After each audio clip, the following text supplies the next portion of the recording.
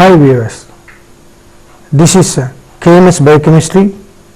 I am Dr. K. Narayanaswamy, Associate Professor, Department of Biochemistry, Sri Narayana Guru College, Coimbatore.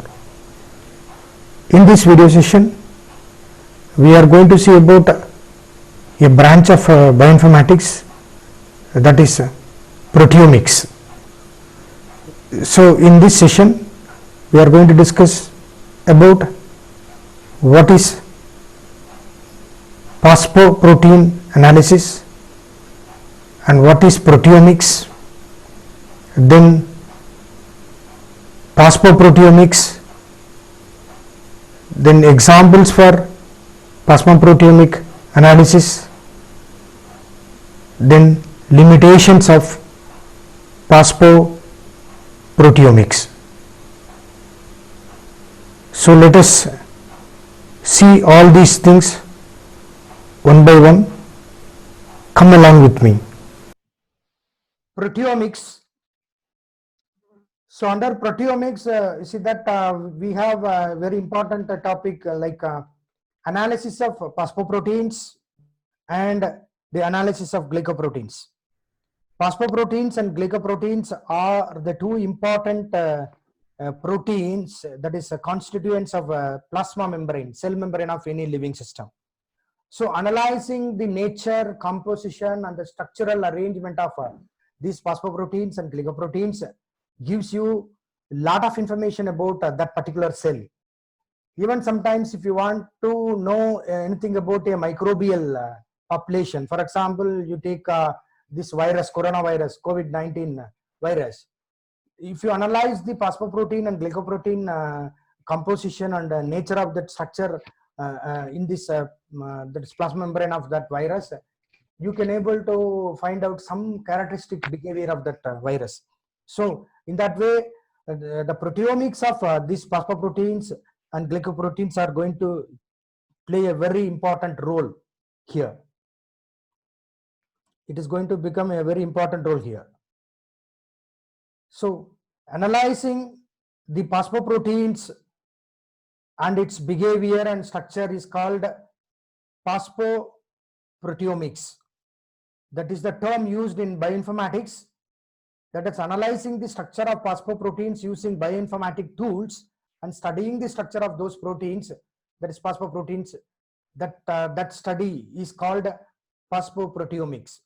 And similarly, studying the structure of glycoproteins is called glycoproteomics.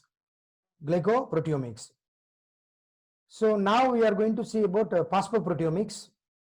So what is this phosphoproteomics? It is a branch of proteomics that identifies, catalogs and characterizes proteins containing a phosphate group. So the presence of a phosphate group or attaching a phosphate group to a protein converts that protein into a phosphoprotein.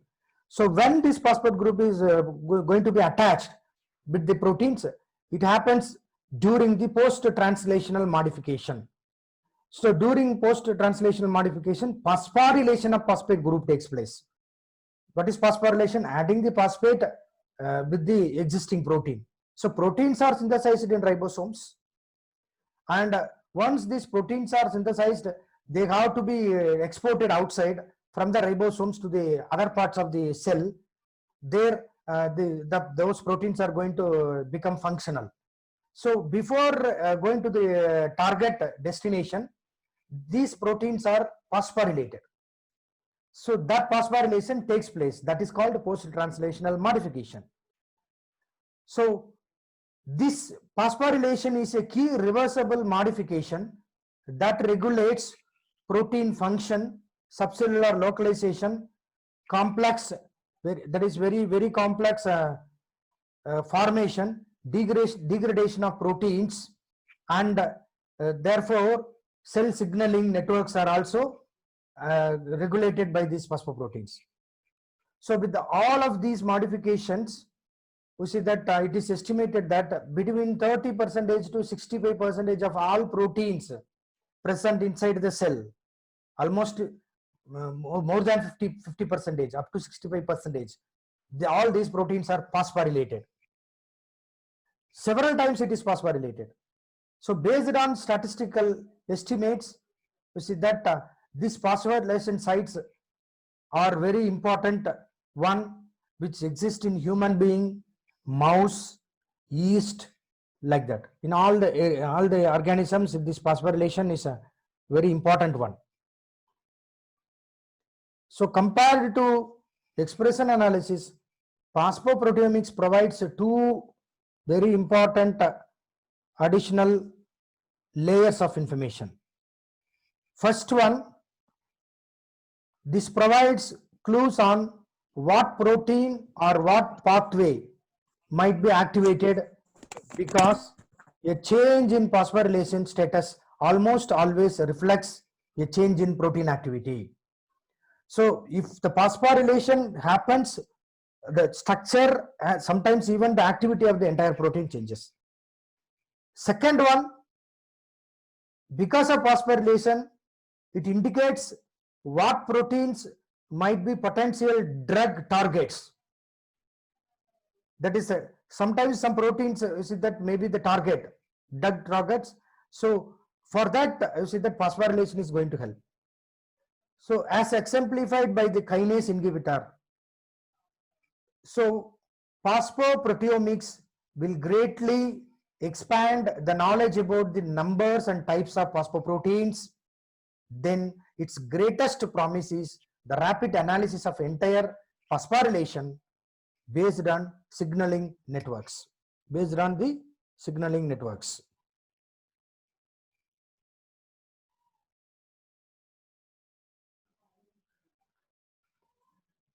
The next one,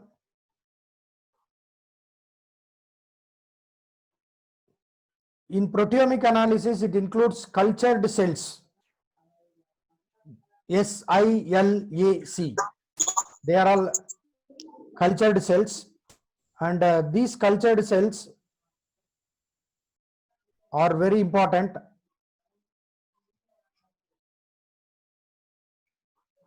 And they are going to play a very important role. For example, cells are stimulated with the factor of interest. For example, growth factor or some hormones. So stimulation can occur for various lengths of time for temporal analysis. Cells are lysed and enzymatically digested. Peptides are separated using ion exchange chromatography technique, so that you will be getting phosphopeptides. Small peptides are called phosphopeptides. They are having phosphorylated phosphate group. They are enriched. They are enriched using phosphospecific antibodies, immobilized metal affinity chromatography, or titanium dioxide chromatography. So these phosphopeptides are analyzed using another method called mass spectrometry, MS. And these peptides are sequenced and analyzed. So this is how we are going to study about the structure and properties and behavior of these phosphoproteins. So for analyzing these phosphoproteins, you are having some tools. The bioinformatic tools are available, and the techniques are also available to isolate these phosphoproteins. And these techniques are very important techniques. And see that sometimes you see that in the laboratory you will be analyzing them.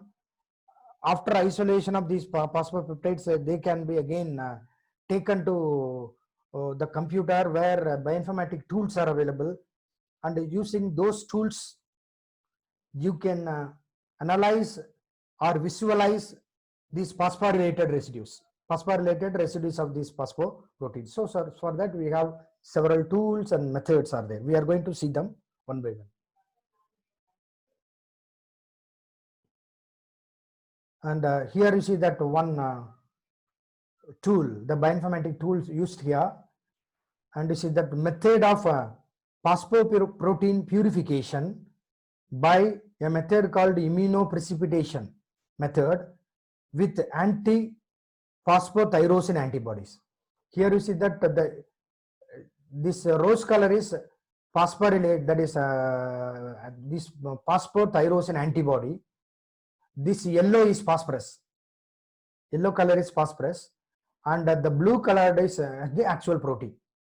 It's a phosphorylated protein because it is attached with a phosphate group. So this phosphorylated protein binds with this specific antibody, anti-phosphotyrosine antibody, and you see that they are all separated, either by affinity chromatography or any other chromatographic method.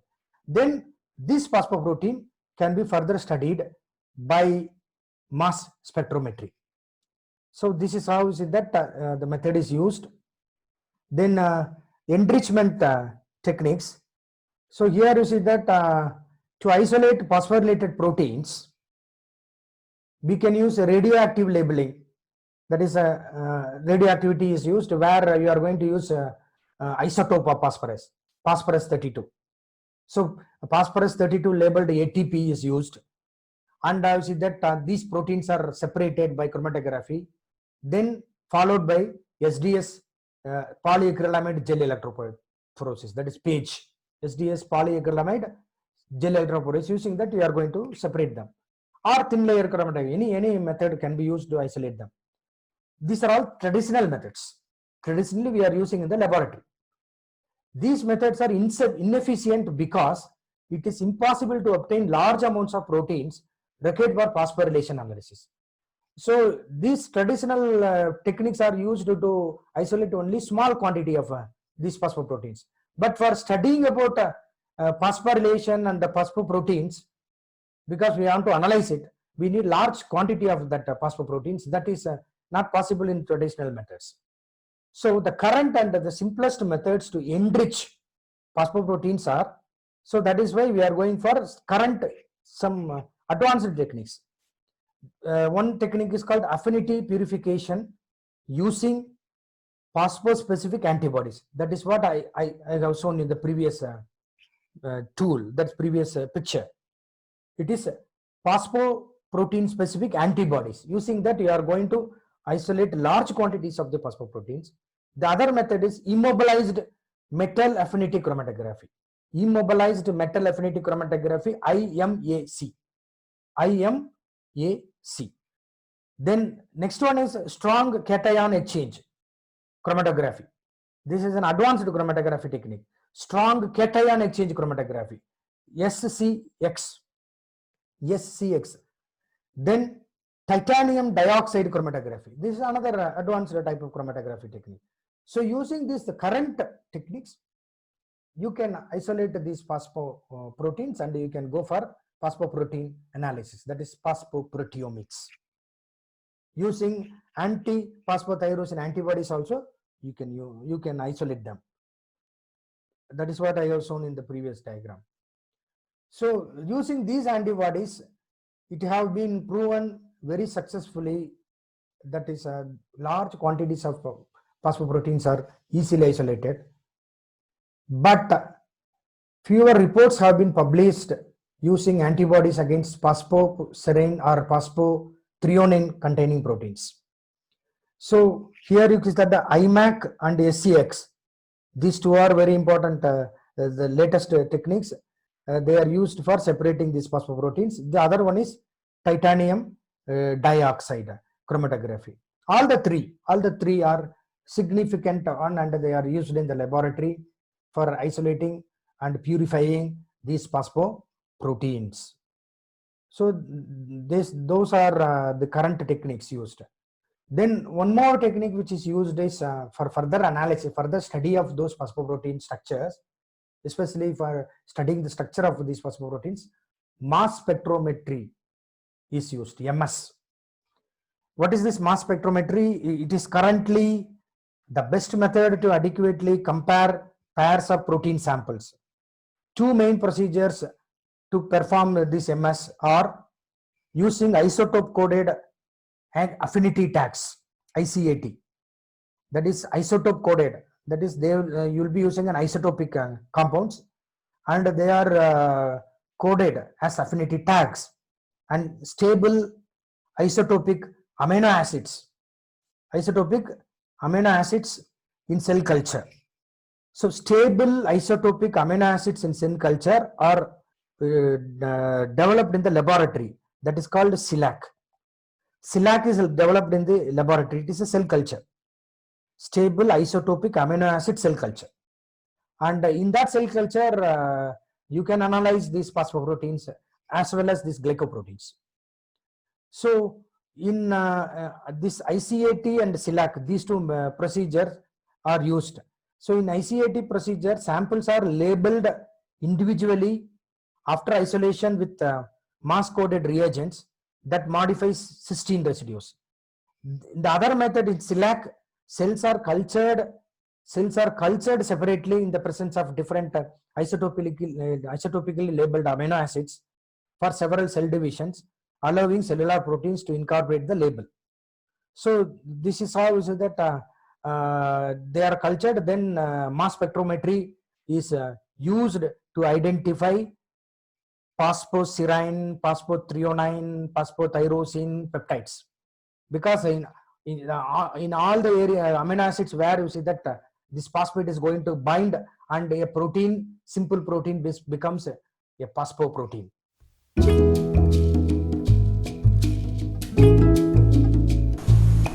Dear friends, let us now take an example of analyzing a phosphoprotein during cellular signal transduction process. Come on. Analysis of signal transduction. That is, you see that this is one of the example for analyzing the phosphoproteins. Why we have to analyze phosphoproteins? What is the importance or significance of analyzing phosphoprotein? So for that we can see one important example, signal transduction process. What is this signal transduction? It is an intracellular signal transduction. That is, adjacent cells or cells from one organ communicates with another organ, but both are present far away from each other. So since they are all far away from each other, but they have to communicate with each other, how are they are going to communicate with each other? So for that, intracellular signaling is very important, signaling process. So in that process, phosphoproteins are playing a very important role. That is what we are going to see now. So in this analysis of signal transduction, you see that there are some very important enzymes. They are involved in signal transduction, and these enzymes are called as kinases. Kinases transfer phosphate groups from ATP to specific amino acid residues of the proteins, specific amino acids like serine, threonine, tyrosine, residues of target molecules. So the resultant phosphorylated protein may have altered activity level, subcellular localization, or tertiary structure modification. So in that way, you see that cell signaling happens inside the cell, and the first signal comes from the faraway cell to this target cell, and that signal sometimes may be taken by hormone. Hormone is acting as a first messenger, and the second messenger is a cyclic AMP. So all these things are happening because of phosphorylation process. So study about this signal transduction, that can be done, and it is done through phosphoproteomic analysis. They are all ideal for the study of the dynamics of signaling networks. In one study, cells are exposed to these CLAC cells, and see that CLAC labeling and then stimulated by a specific growth factor. These cells are collected at various time points, and the lysates are combined together for analysis by tandem mass spectrometry, MS. This allows experimenters to track the phosphorylation state of many phosphoproteins in the cell over time. So this is how you see that the analysis is done. So here you see that these phosphorylated state of many proteins at various time points makes this approach much more powerful than traditional biochemical methods used for analyzing signaling network behavior inside the cells. So one study was able to simultaneously measure the fold change in phosphorylation state of 127 proteins between unstimulated and epherin B1 stimulated cells. So these are all the cells cultured in the laboratory.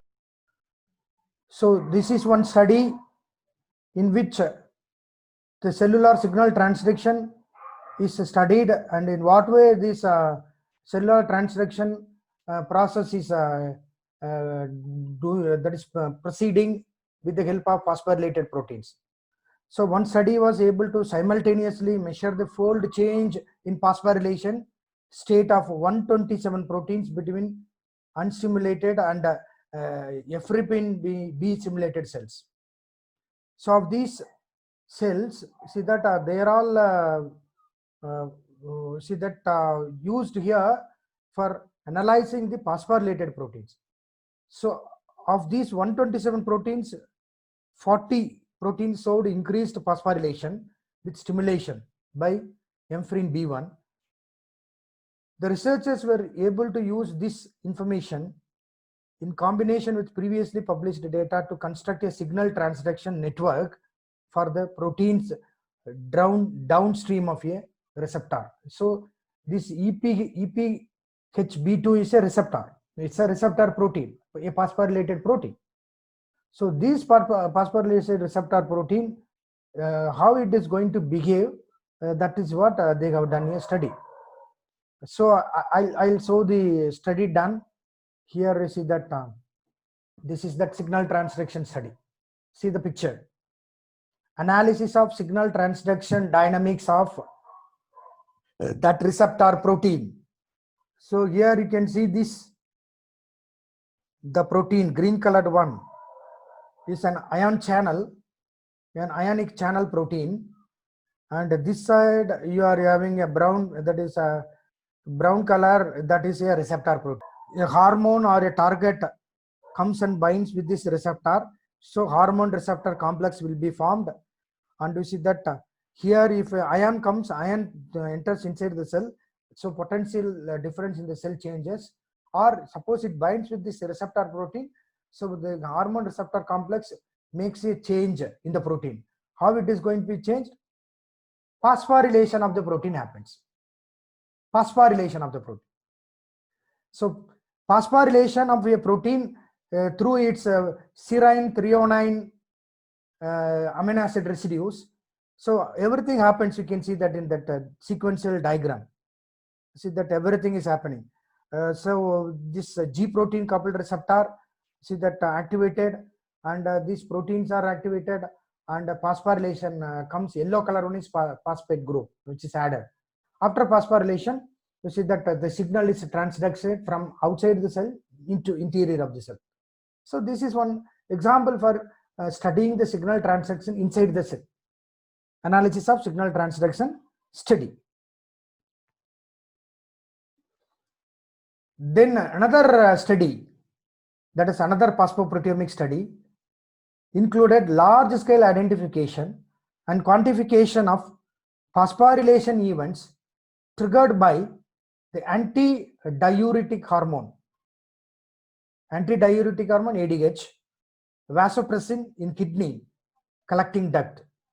A total of 714 phosphorylation sites present in those hormones. So out of these 714 phosphorylation sites, on 223 unique phosphoproteins were identified, including 3 novel phosphorylation sites in the vasopressin sensitive water channel aquaporin 2.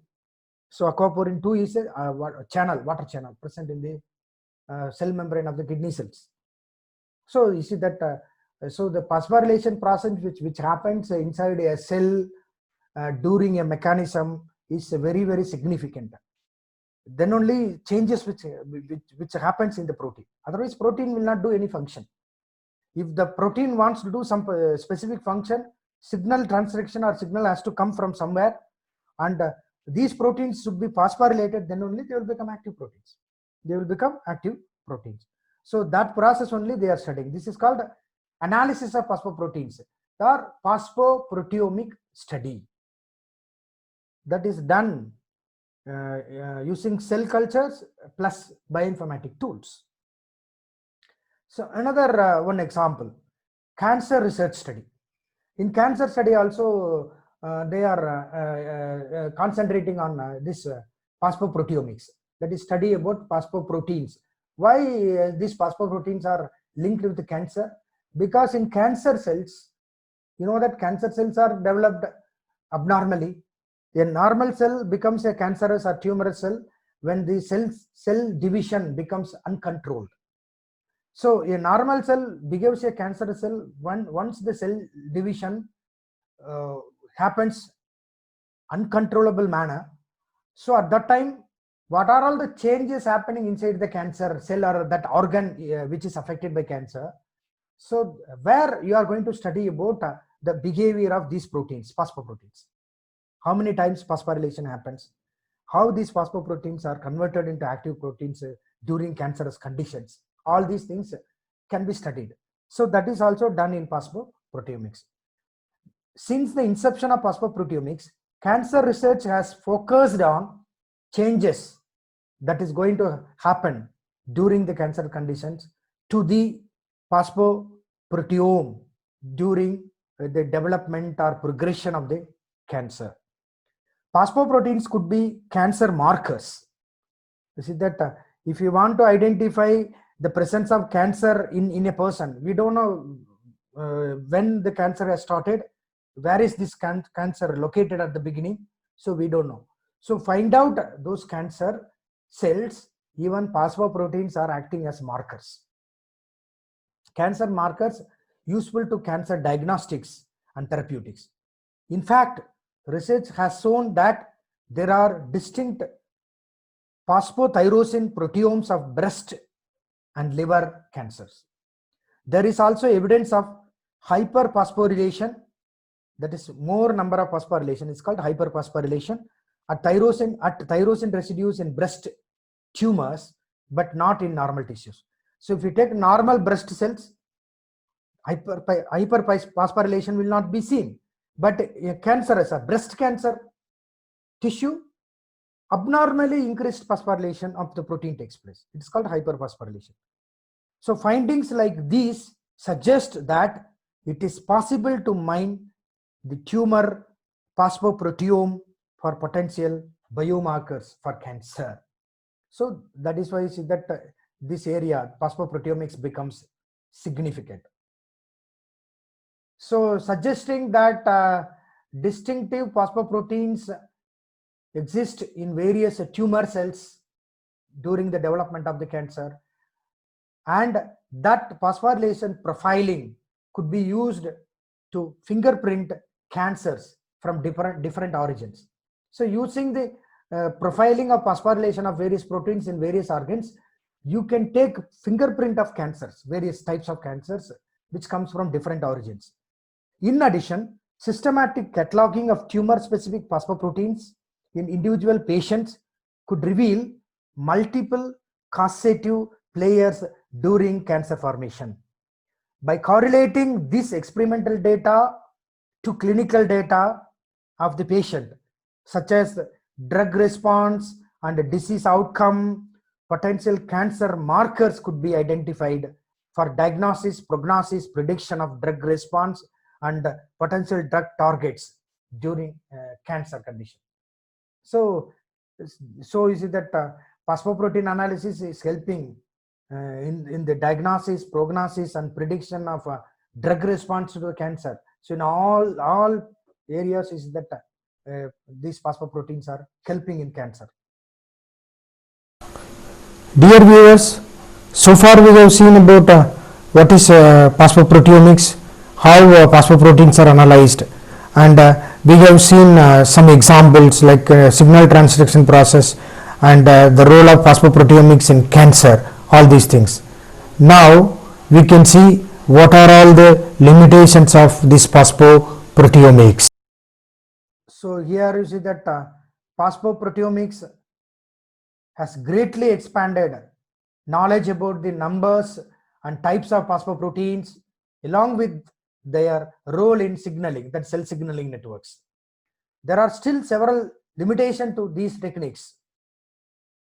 So we have some limitations even in this study. What are these limitations? Isolation methods such as anti-phosphotyrosine antibodies, that is I have shown in the previous picture. Anti-phosphotyrosine antibodies are used to isolate the phosphoproteins. So isolation methods used here for these antibodies do not distinguish between isolating tyrosine phosphorylated proteins and proteins associated with tyrosine phosphorylated proteins. So sometimes even unwanted proteins are also by mistake, we see that these antibodies will identify and they'll bind with them. So in that way, it gives some wrong information. Therefore, even though phosphorylation dependent protein-protein interactions are very important, it is important to remember that a protein detected by this method, which method? This antibody method, is not necessarily a direct substrate of any tyrosine kinase. Only by digesting the samples before immunoprecipitation can isolation of only phosphoproteins and temporal profiles of individual phosphorylation sites be produced. So this is one limitation in this analysis proteome. Then another limitation is that some relevant proteins will likely to be missed, closely relevant proteins likely to be missed, since no extraction condition is all encompassing. It is possible that proteins with low stoichiometry of phosphorylation in very low abundance are phosphorylated as a target for rapid degradation. Sometimes rapid degradation of intermediate proteins takes place, will be lost. So we cannot have further study because we cannot catch those intermediates when process is moving on. So bioinformatics analysis of low throughput phosphorylation data together with high throughput phosphoproteomics data estimate that current high throughput protocols after several repetitions are capable of capturing 70% to 95% of total phosphoproteins, but only 40 to 60% of total phosphorylation sites.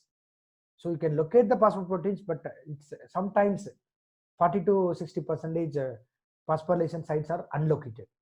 So these are all some of the limitations of this method. But even though it is having some limitations, it is having some. Dear viewers, in this video session, we have seen about phosphoproteomics, analysis of phosphoproteins with some examples, and the role of phosphoproteins in cancer studies also. Then finally we have seen the limitations of phosphoproteomics. So thank you very much. I hope you have understood this topic. Be happy. Thanks a lot.